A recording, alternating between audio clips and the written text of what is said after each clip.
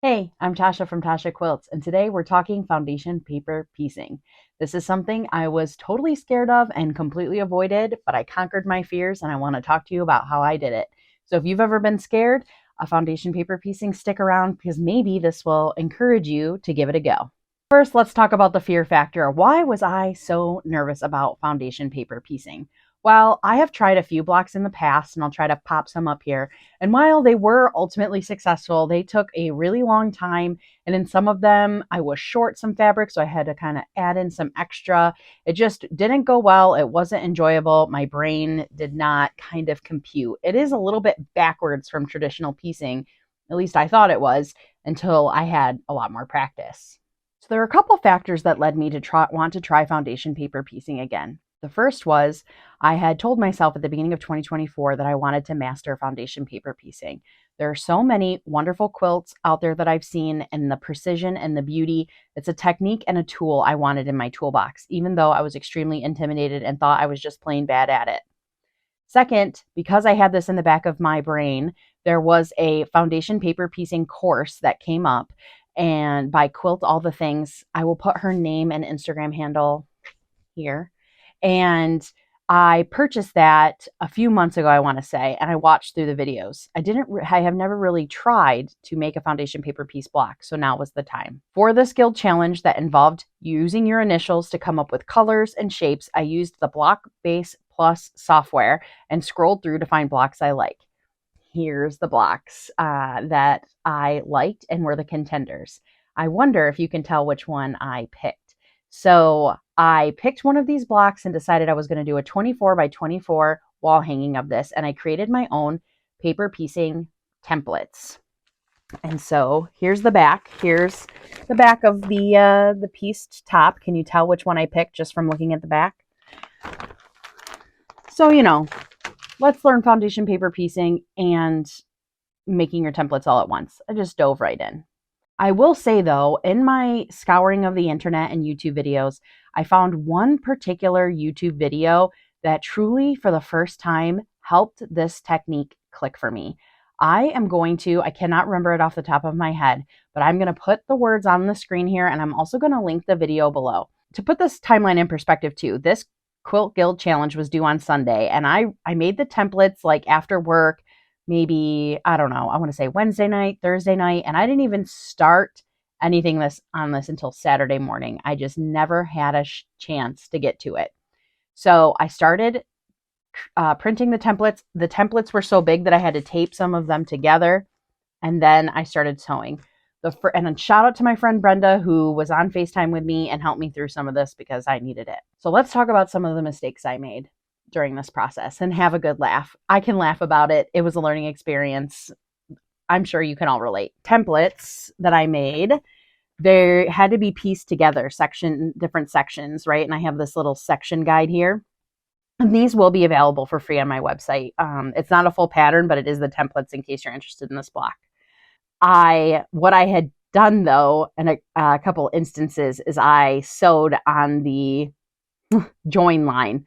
So you can see on the back of my templates, I ended up highlighting the lines I needed to sew on, so I wouldn't do that again. That was also Brenda's idea.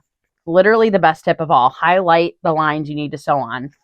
So in the future, if I were to make a pattern like to sell, I would definitely make the lines look different, maybe the join line dashed or something, so they don't look exactly alike. But for these purposes, just highlighting it worked fine. But very frustrating when you put all these fabrics together and then sew and cut on the wrong line and have to start all over again. The second mistake, oh yeah, and here's an example of that. You can see that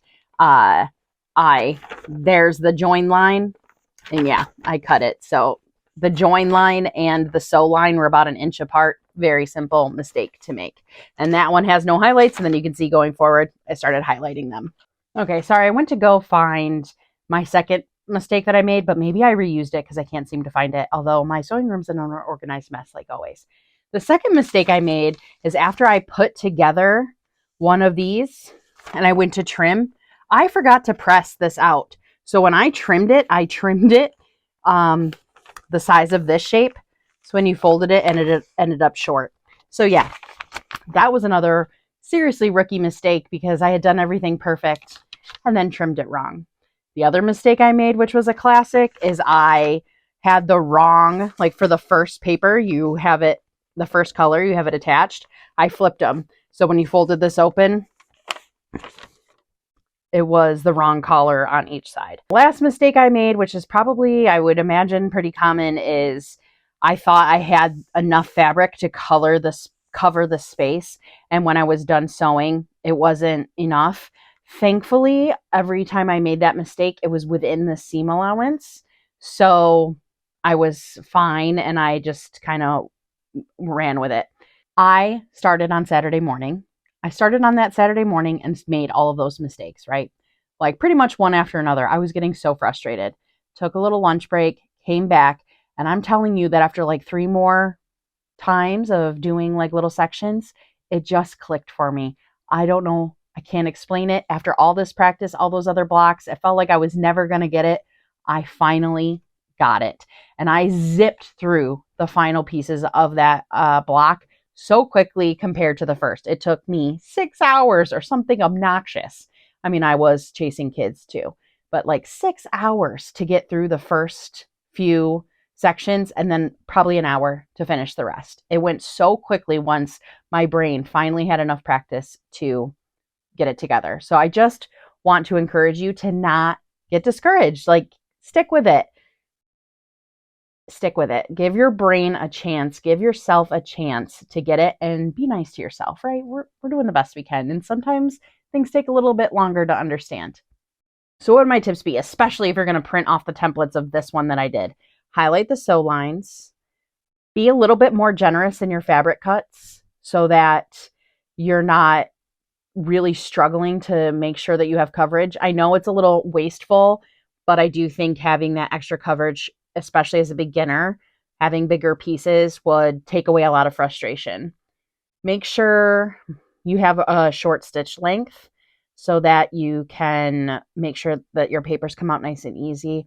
And definitely watch that tutorial that I linked below because that tutorial was absolutely amazing. All right, big reveal.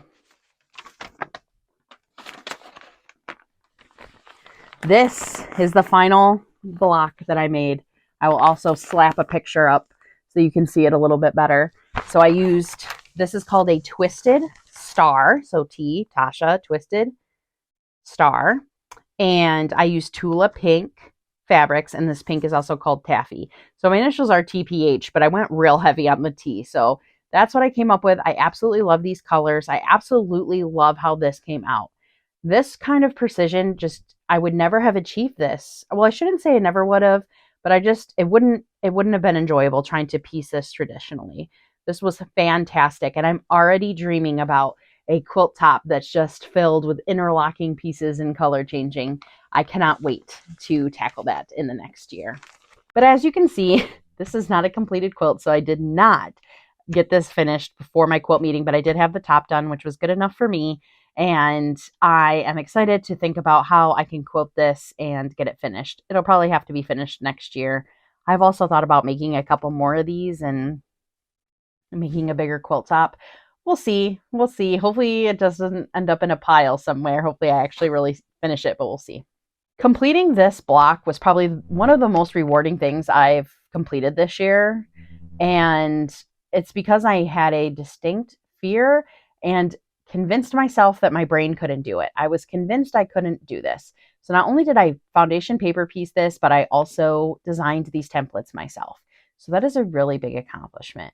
However, I think there's some merit to trying something again and again to give yourself a fair shake at being able to experience it and enjoy it.